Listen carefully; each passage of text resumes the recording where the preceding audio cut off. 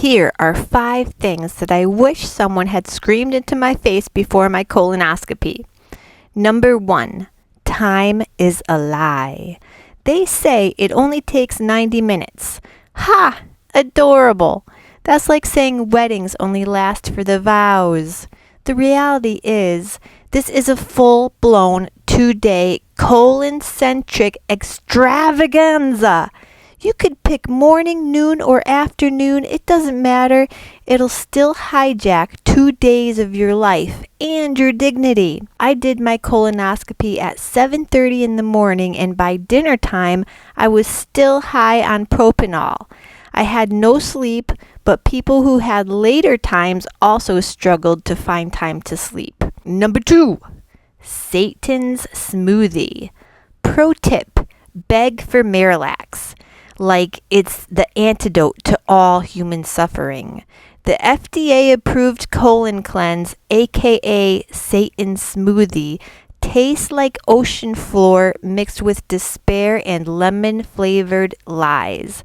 But Miralax, there's no taste, no shame. If you are at high risk for polyps and your doctor insists on Satan's elixir, mix it with Gatorade, not the red, not the blue, or the purple, unless you want a horror film colonoscopy. Keep it cold. It makes the suffering slightly less cinematic. I had to drink the devil's brew twice, once at 5 p.m. and then again at 3:30 a.m. You haven't lived until you chugged colon lava while your soul exits out your body. Number 3, baby wipes are your friend. Roughly 40 minutes post-smoothie, your rectum turns into a water cannon. At first, it's all very, I'm cleansing, I'm zen, and then boom! Glass shards. Be gentle with the TP. Use flushable wipes like your sanity depends on it, because it does. Once all the brown is flushed down and you begin to see a clear yellow substance, congratulations.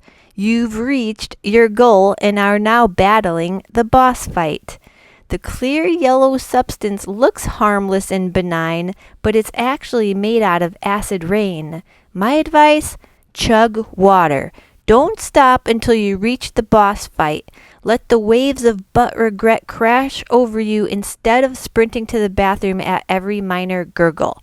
Hold out until the wave doesn't end, because the less you have to wipe, the better. But don't stop drinking water until all that brown is flushed down. Then maybe you can sleep for a bit until round 2 rolls around and you'll have to drink Satan's brew again. I had to take my second dose at 3 a.m. followed by 2 16-ounce glasses of water, and I had to down that within 1 hour. Nothing should be taken by mouth for at least 3 hours before your arrival time. Since my appointment was at 7:30 a.m., that only left me with a 3-hour cushion of time to get that water out of me before it was time to drive the 20 minutes to the medical building. I would suggest a 4-hour cushion of time instead of 3. If there was a do-over, I'd start the second dose at 2:30 in the morning. This is the moment you've been dreading, the appointment time. So it's finally here, the day you've been dreaming about since your gut started whispering secrets to your doctor.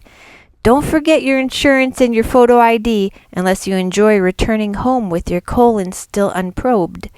You're in the waiting room. Your intestines are doing a samba and you're eyeing the bathroom like it's an oasis. Don't sprint yet. Soon, a nurse will whisk you away and offer one last chance to incinerate your insides before showtime. Spoiler, this final bathroom visit is going to feel like punishment for all your past sins. You earned it. Depending on which nurse you get, she may deliver instructions like an auctioneer with a caffeine problem.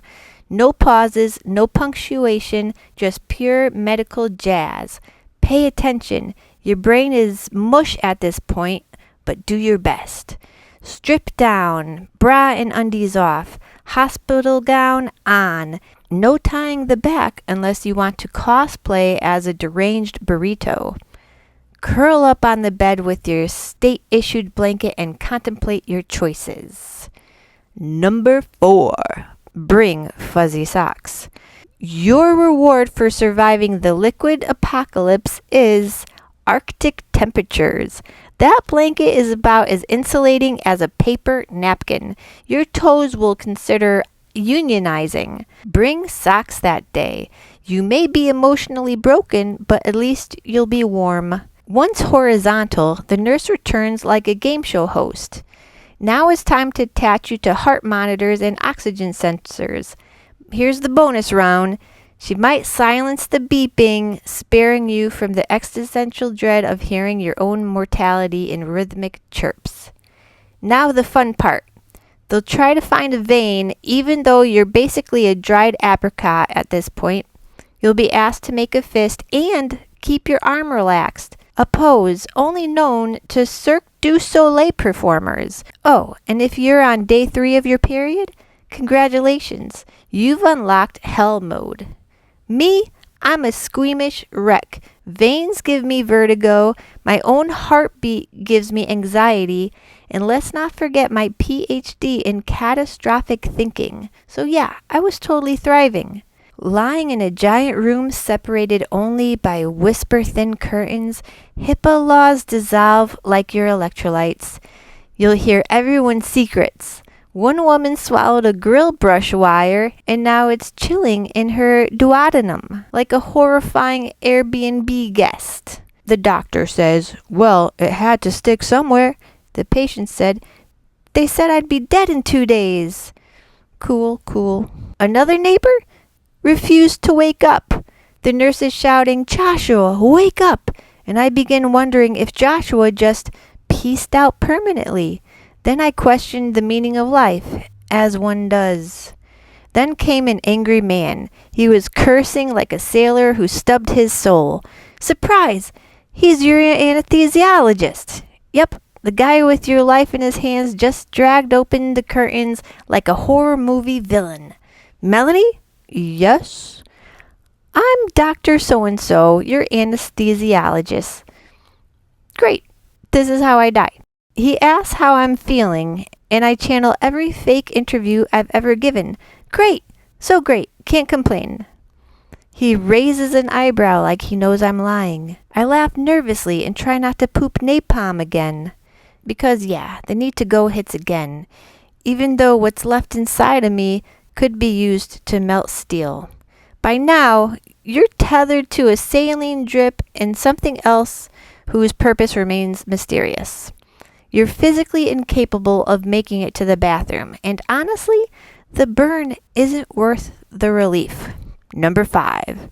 You probably still feel like pooping. When Nurse Reaper comes to wheel you in, you timidly ask, "Is it normal to feel like I have to poop again?" She says, "Yes, totally normal. Don't worry. We flush everything out before we begin." You're wheeled into the procedure room, and suddenly, oxygen. It's actually kind of nice when they stick the oxygen in your nose and they crank it up. And you're rolled onto your side, and then comes the propanol. The nurse warns it may burn, but you feel absolutely nothing. You blink and you cease to exist. No dreams, no countdown, just sweet, blessed non-existence. And honestly, if death is anything like this, I'm not worried. Anyway, no polyps, just a heaping side of diverticulitis. Delightful. Here's your takeaway. 90% of this ordeal is mental. If you're not squeamish, if you have plump, runway-ready veins, and enjoy awkward nudity with strangers separated by curtains, you might just be okay. You might even have a little fun. Unlikely, but I'm required to offer hope. The cold, unprecedented truth is that colonoscopies save boatloads of lives every year. Call me unhinged, but I'd rather endure 48 hours of unpleasant digestive jazz than roll the dice on internal rot and untimely demise.